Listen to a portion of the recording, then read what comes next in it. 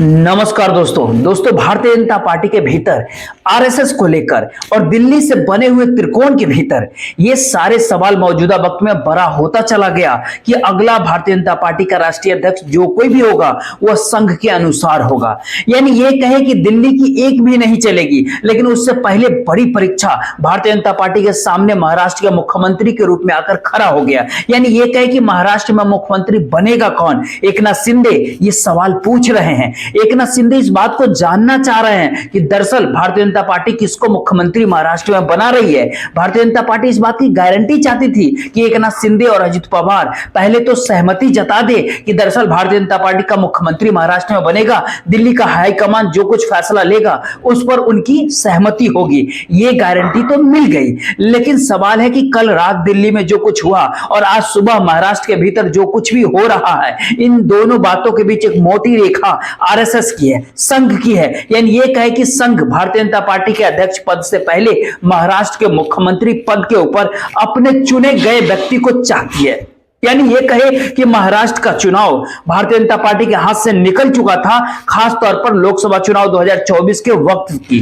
यानी ये कहे उसके बाद आरएसएस ने, संघ ने जो गांठ बांधी और जिस तरीके से खुद को एकजुट किया और सियासी रंग में रंगती हुई महाराष्ट्र के भीतर दिखी और जगह जगह घूम करके, चाहे विदर्भ का इलाका हो, मराठवाड़ा का इलाका हो, चाहे पश्चिमी महाराष्ट्र हो, चाहे कोंकण का इलाका हो, या फिर महाराष्ट्र का कल्याण का इलाका हो, या ठाणे का ही इलाका क्यों करना हो, हर जगह के ऊपर संघ के कार्यकर्ता घरों में घुस घुस कर इस बात को बताने लगे कि अगर नहीं आए तो फिर खतरा है। यानी ये कहे कि एक है तो सेफ है, एक है तो सेफ है। ये मैसेज धीरे धीरे महाराष्ट्र के चुनाव में इतना बड़ा किया गया कि मराठवाड़ा के भीतर भी मराठा वोट बैंक छिटकते हुए नजर आया। खानदेश के भीतर भी ओबीसी कहीं ना कहीं भारतीय जनता पार्टी के साथ आकर खड़ा हो गया और सियासी तौर पर एक बहुत बड़ी जीत महाराष्ट्र के भीतर भारतीय जनता पार्टी को मिल गई। यानी विदर्भ में कांग्रेस के पांव उखड़ गए, मराठवाड़ा में भारतीय जनता पार्टी की घुसपैठ हो गई। घुसपैठ का मतलब सियासी तौर पर अपनी जमीन को बना लेना, यानी वहां से वोट निकाल लेना। और इस पूरे प्रकरण के भीतर एक नया सवाल उठने ये लगा कि अगर कोई भी देवेंद्र फडणवीस के नाम पर गारंटी ले नहीं पा रहा है कि मुख्यमंत्री महाराष्ट्र का वही बनेंगे, संघ इस बात को चाह रहा है कि मुख्यमंत्री नागपुर के ब्राह्मण देवेंद्र फडणवीस हो, क्योंकि उनके पहले जो टर्म में देवेंद्र फडणवीस जो थे 2014 से 2019 तक जो महाराष्ट्र के मुख्यमंत्री बने थे, उस दौर में आरएसएस के तमाम प्रकल्प काफी जबरदस्त तरीके से फल फूल रहे थे। यानी ये कहे कि नागपुर के भीतर जो कैंसर संस्थान खुला, कैंसर अस्पताल जो खुला, उसके लिए जो संघ चाह रहा था, आरएसएस जो चाह रहा था, मुख्यमंत्री के तौर पर देवेंद्र फडणवीस उसी दिशा में आगे बढ़े। नागपुर यूनिवर्सिटी के भीतर एक इमारत भी संघ ने खड़ी कर डाली और पूरे के पूरे महाराष्ट्र के अंदर आरएसएस संघ जिस दिशा में चलते रहा उसी दिशा में देवेंद्र फडणवीस साहब की सरकार भी 2014 से 2019 तक चलती चली गई। दिल्ली ने उस समय में कोई हस्तक्षेप किया नहीं और महाराष्ट्र की राजनीति में फडणवीस दूसरे मुख्यमंत्री हुए जिन्होंने पूरा टर्म, यानी ये कह कि अपने 5 साल का कार्यकाल को पूरा किया। लेकिन 2019 से लेकर 2024 के बीच की परिस्थितियों के भीतर बहुत कुछ महाराष्ट्र के भीतर डगमगा गया। लेकिन नया सवाल तो मुख्यमंत्री पद को लेकर के है और दिल्ली के भीतर आधे पौन घंटे तक एकनाथ शिंदे से कल, जी हां, कल देश के गृह मंत्री अमित शाह की मुलाकात होती है। उस आधी पौन घंटे के बाद करीब करीब 150 मिनट के आसपास तक एकनाथ शिंदे, देवेंद्र फडणवीस, अजित पवार सबको एक साथ बैठे। कुछ देर के लिए प्रफुल्ल पटेल की भी मौजूदगी वहां पर रही, लेकिन इसके बावजूद भी एक बात का जवाब किसी से नहीं निकल पाया कि आखिर महाराष्ट्र का मुख्यमंत्री बनेगा कौन। देवेंद्र फडणवीस डिप्टी सीएम बन जाए, उन्होंने कहा बन जाएंगे, लेकिन कहिए कि मुख्यमंत्री महाराष्ट्र का होगा कौन। यहां से कहा गया कि अगर आप डिप्टी सीएम नहीं चाहते तो दिल्ली आ जाइए। उन्होंने कहा सब कुछ ठीक है, लेकिन आखिर मुख्यमंत्री महाराष्ट्र का होगा कौन। तो मुख्यमंत्री होगा कौन, मुख्यमंत्री बनेगा कौन, दरअसल यह पेच महाराष्ट्र की उस सियासत में जाकर के फंस चुका है जहां पर मराठा या फिर ओबीसी देवेंद्र फडणवीस साहब दोनों समुदाय से आते नहीं है। जी हां, और सियासत को साधना है महाराष्ट्र में तो फिर मराठा समुदाय से किसी एक व्यक्ति का नाम भारतीय जनता पार्टी के भीतर से निकल करके आएगा जो आखिरी पलों में सामने आएगा। यानी इसीलिए ये कहा जा रहा है कि अब तमाम बैठकें टलते टलते 1 दिसंबर को बैठक होनी है। जी हां, इस दौर में, इस समय में, इस वक्त में एकनाथ शिंदे यूं ही अपने गांव सितारा नहीं जाते हैं, बल्कि सहमति कहीं न कहीं भारतीय जनता पार्टी के नेता देवेंद्र फडणवीस साहब की भी रही। देवेंद्र फडणवीस जो चाहते हैं वो आखिरी पल में नहीं, बल्कि पहले ही इस बात का ऐलान कर दिया जाए कि मुख्यमंत्री वही बन रहे हैं। तो फिर क्या ऐसे में देवेंद्र फडणवीस को लेकर के भी क्या राजनीति दिल्ली और संघ परिवार के बीच खुले खेल के तौर पर उभर करके सामने आ रही है? क्या सियासी तौर पर ऐसी परिस्थिति कभी भी लग नहीं रही थी भारतीय जनता पार्टी के भीतर, लेकिन दिल्ली की सियासत भविष्य देखती है या मौजूदा समय में नेताओं के कद को न बढ़ते हुए देखना चाहती है? इन तमाम बातों के बीच आरएसएस यानी संघ की अपनी बिसात जो बहुत ज्यादा सियासी रंग में रंग चुकी है, वह इस दौर में इस बात को मानने के लिए बिल्कुल भी तैयार नहीं है कि किसी भी कोई ऐसे व्यक्ति को जैसे राजस्थान के भीतर में प्रयोग किए गए, मध्य प्रदेश में प्रयोग किए गए, छत्तीसगढ़ के भीतर प्रयोग किए गए, उससे पहले कर्नाटक के भीतर प्रयोग किए थे, उस रास्ते अब नहीं चला जा सकता है। तो फिर दरअसल इस पूरे महाराष्ट्र के पेच के पीछे या पर्दे के पीछे के खेल है क्या? आज लगता है कि इन तमाम सारी बातों को एक एक करके हर पन्ने को पलटे उससे पहले एक छोटी सी आप वीडियो क्लिप देख लीजिए। एक 2023 के छोटी है जो पिछले साल की है, ये उस समय की क्लिप है जो पुणे की एक तस्वीर होती है जहां पर एकनाथ शिंदे बतौर मुख्यमंत्री होते हैं, बतौर डिप्टी सीएम देवेंद्र फडणवीस साहब होते हैं, बतौर डिप्टी सीएम एंट्री हो चुकी है अजित पवार की भी, और तीनों की मौजूदगी होती है। तो पहले छोटा सा एक वीडियो क्लिप को देखिए और उसके बाद कल रात जब दिल्ली के भीतर फूलों का गुलदस्ता देवेंद्र फडणवीस साहब अमित शाह को दे रहे हैं और उनके ठीक बगल में चुपचाप एकनाथ शिंदे खड़े हैं। आखिर कई सारे सवाल को जन्म ये दोनों तस्वीरें देती हैं कि एक साल के बाद कैसे परिस्थितियां एक झटके में पलट गई। उसके बाद इन तमाम बातों पर एक एक करके एक एक तथ्यवार तरीके से सब कुछ हम आपको बताएंगे। फिलहाल इस वीडियो को देखिए।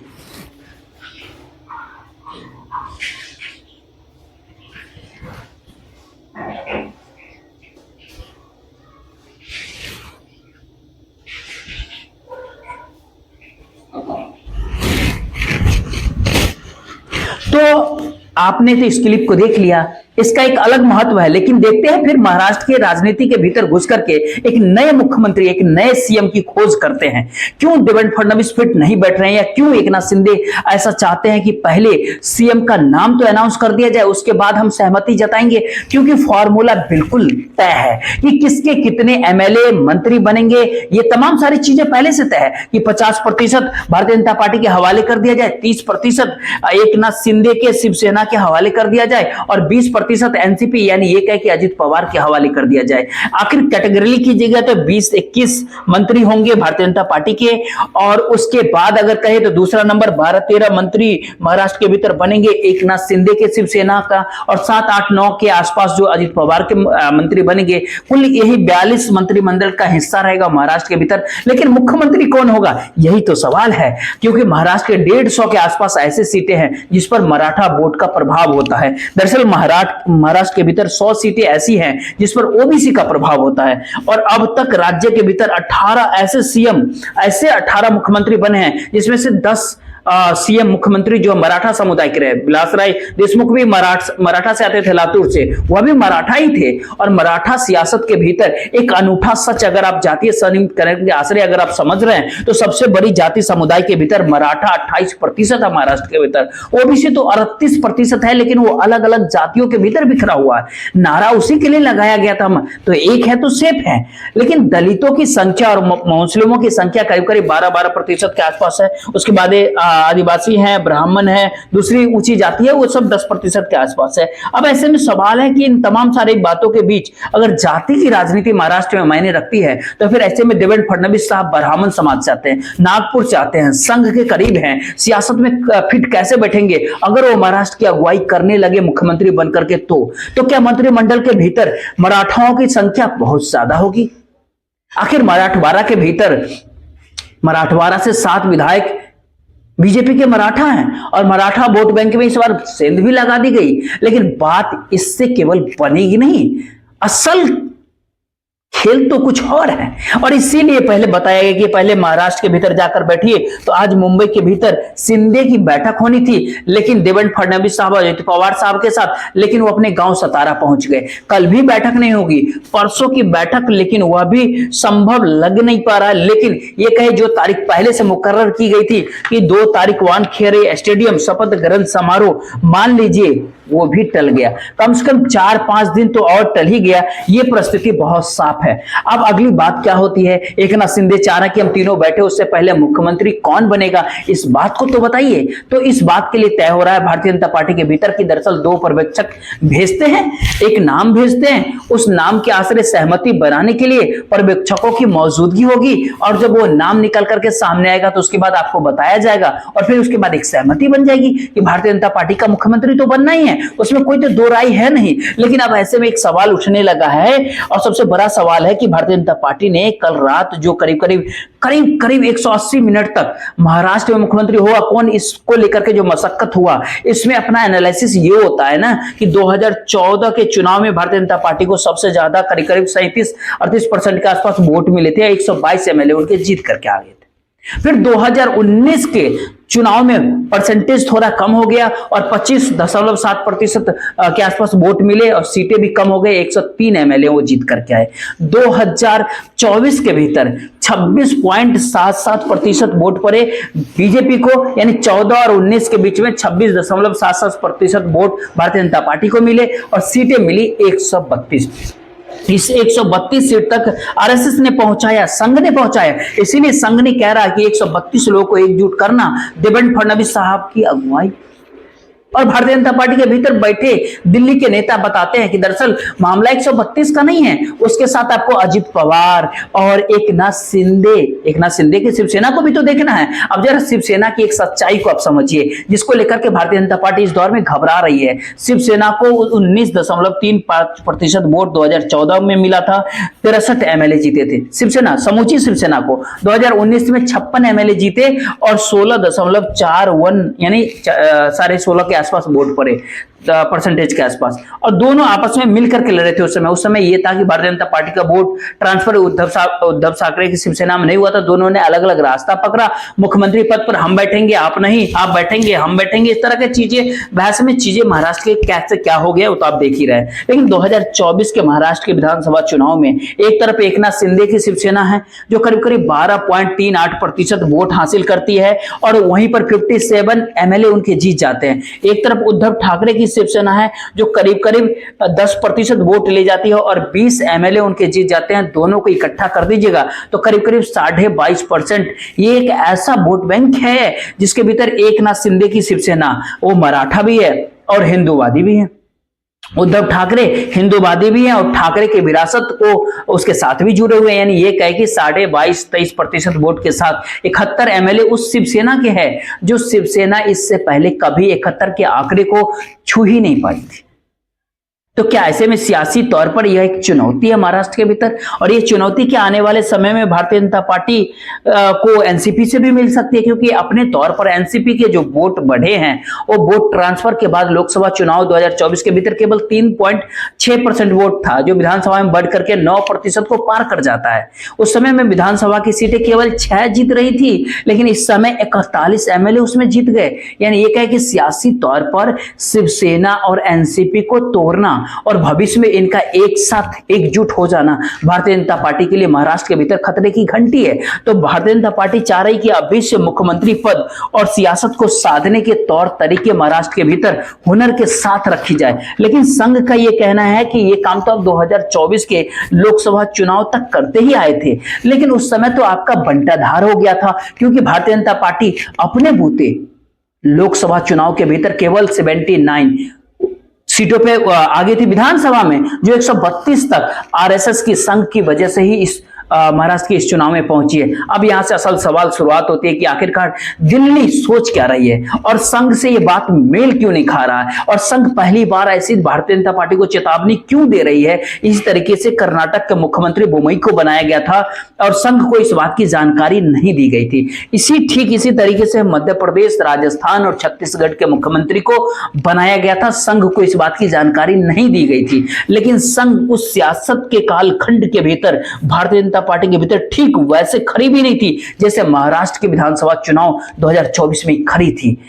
इसीलिए संघ चुनौती देने की परिस्थिति में है कि बिना हमारी बात माने चीजें नहीं चलेगी अब, और सियासी तौर पर भारतीय जनता पार्टी के लिए दिल्ली के लिए गले की फांस बन चुकी है। इसीलिए तमाम बैठकों का कोई मतलब नहीं होता है, क्योंकि जब तक मुख्यमंत्री पद का ऐलान नाम का जब ऐलान ना महाराष्ट्र में हो जाए। अब यहाँ पे सवाल है कि मराठा ही क्यों, और मराठा की सियासत में पहली बार दिल्ली क्यों महत्वपूर्ण इस बात को मान रही है। तो उसकी सबसे बड़ी वजह तो यही बताई जा रही है कि दरअसल मराठा समुदाय महाराष्ट्र के भीतर गवर्नेंस में हो, पॉलिटिक्स में हो, एजुकेशन इंस्टीट्यूशंस में हो, कोऑपरेटिव इंडस्ट्रीज में हो, ग्रामीण बैंकों से जुड़ा हुआ हो, फाइनेंस से जुड़ा हुआ, लोकल बॉडी के जो निकाय चुनाव होते हैं उससे जुड़े हुए तमाम जगहों पे मराठाओं की मौजूदगी महाराष्ट्र में, और मराठा तरीके से दूसरी जाति के साथ वो अपने वोट को शेयर करने की स्थिति में कभी रही नहीं है।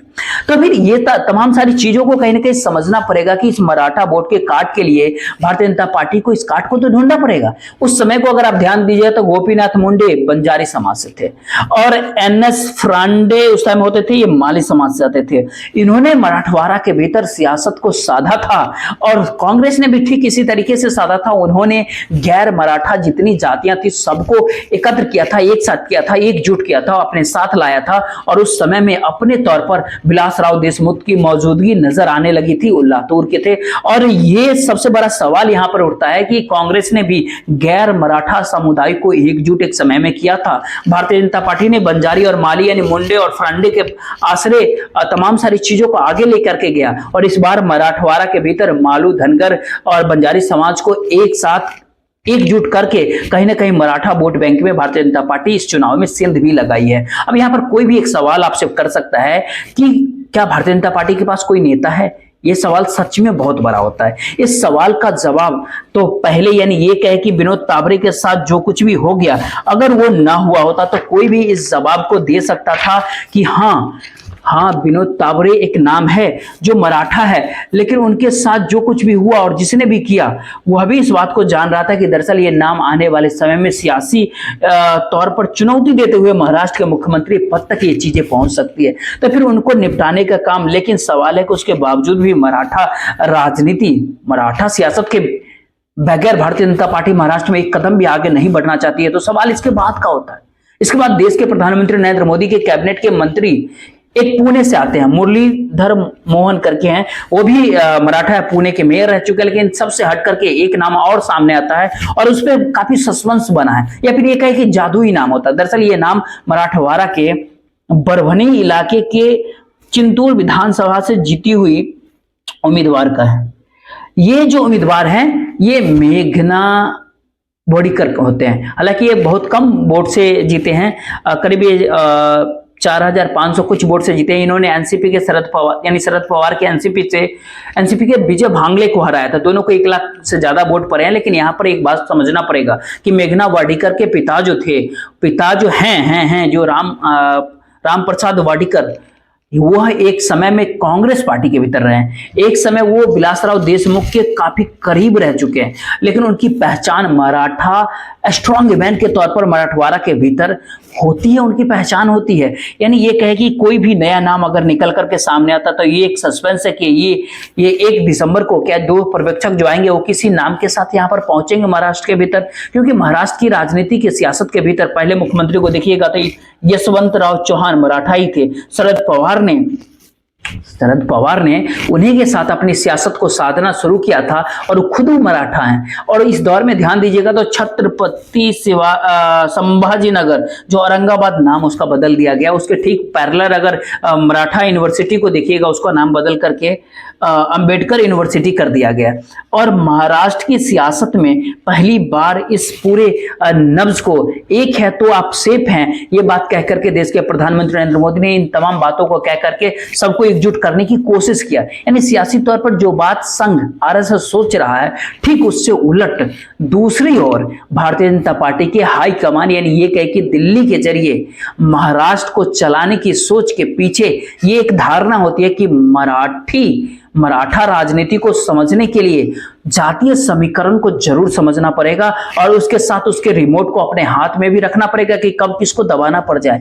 क्योंकि असल पेच जो है यही आकर के फंसता है कि सच में महाराष्ट्र की सियासत में मुख्यमंत्री जो अब तक सोचा जा रहा है उसमें से कोई नहीं, एक नया नाम आएगा। यानी एकनाथ शिंदे तो नहीं ही, क्या देवेंद्र फडणवीस भी नहीं, अजित पवार तो डिप्टी सीएम पर उनको मंजूर है, वो जानते हैं कि उनकी सियासत अभी धीरे धीरे करके महाराष्ट्र में फिर से आगे बढ़ेगी, राष्ट्रीय राजनीतिक दल के तौर पे उनको मान्यता मिलेगी, वो और चुनाव मैदान में कूदेंगे आने वाले समय में। उसके बाद वो शरद पवार की विरासत को पूरे तरीके से हथिया लेंगे, ट्रांसफर कर पाएंगे। तो सवाल उनके तरफ से नहीं, सवाल एकनाथ शिंदे की तरफ, शिवसेना की तरफ से है, क्योंकि महाराष्ट्र के भीतर संघ का आगे बढ़ना उस हिंदुत्व वोट बैंक के आश्रय है जिसके ऊपर सिंध शिवसेना को दो हिस्सों में बांट करके दिल्ली की सियासत साधी गई। और ऐसे में सियासी तौर पर शिवसेना कमजोर हो गई महाराष्ट्र में, या फिर कहीं टूट गई, बट गई, चितर बितर हो गई। दो तीन बातें, ये बड़ा सवाल होता है, क्या सच में भारतीय जनता पार्टी और संघ आरएसएस, यहाँ पे भारतीय जनता पार्टी के नहीं कहा बल्कि ये कहे कि बीजेपी के हाईकमान दिल्ली के भीतर नरेंद्र मोदी और अमित शाह को इस बार संघ यानी आरएसएस चुनौती देने के लिए तैयार है। इस चुनौती का मतलब बहुत साफ होता है कि मुख्यमंत्री भी हमारा होगा और आने वाले समय में भारतीय जनता पार्टी का राष्ट्रीय अध्यक्ष वही होगा जिसको हम चाहेंगे, यानी संघ चाहेगा। क्या ऐसी परिस्थिति आ गई है? अगर ऐसी परिस्थिति आ गई है तो फिर देवेंद्र फडणवीस अगर मुख्यमंत्री बनते हैं तो आप समझ करके चलिए, मान लीजिए कि संघ की जीत हो गई, संघ के सामने दिल्ली घुटने take the, Bharatiya Janata party के भीतर एक उत्साह का संचार हो गया सियासी तौर पर। अगर इसके उलट कुछ खेल होता है और कोई ओबीसी या मराठा निकल करके मुख्यमंत्री के रूप में सामने आता है महाराष्ट्र में और भारतीय जनता पार्टी के शीर्ष नेतृत्व उसके पीछे खड़ा नजर आता है, तो समझ लीजिए कि सियासत जीत गई। हाईकमान दिल्ली के भीतर बैठा हुआ, उसकी अपने एक विसात पर उसने अपनी चालें फेंकी, पत्ते फेंकी और संघ को उसके सामने झुकना पड़ा भविष्य की राजनीति को लेकर के। ये एक सवाल होता है। एक और आपके सामने सवाल पेश करते हैं, क्या इस समय में जिस संघ ने महाराष्ट्र की सियासत को अपने अनुकूल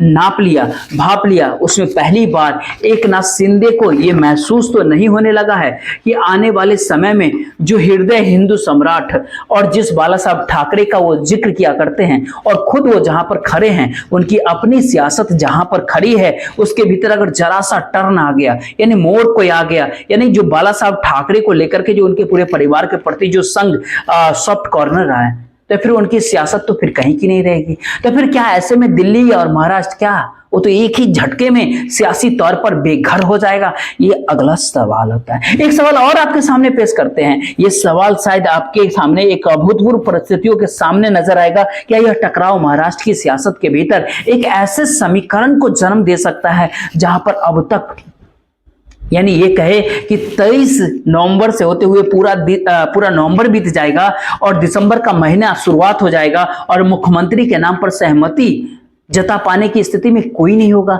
ये परिस्थिति क्या 26 नवंबर को जो टर्म पूरा हुआ महाराष्ट्र के भीतर मुख्यमंत्री का, क्या सवाल उसके ऊपर भी एक सवालिया निशान भर नहीं है, बल्कि ये कहे कि भारतीय जनता पार्टी के भीतर का सियासत का जो टकराव है वो कहीं ना कहीं बड़ी उफान पर है और इस उफान में दिल्ली की सत्ता पहली बार न केवल कमजोर नजर आएगी आपको, बल्कि ये कहे कि आने वाले समय में एक बहुत बड़ा परिवर्तन भारतीय जनता पार्टी के भीतर सांगठनिक स्तर पर और उसके बाद नेतृत्व के तौर पर भी आपको नजर आ जाएगा। सब कुछ महाराष्ट्र के मुख्यमंत्री, महाराष्ट्र के सीएम के ऊपर टिका हुआ है, ये आप समझ लीजिए।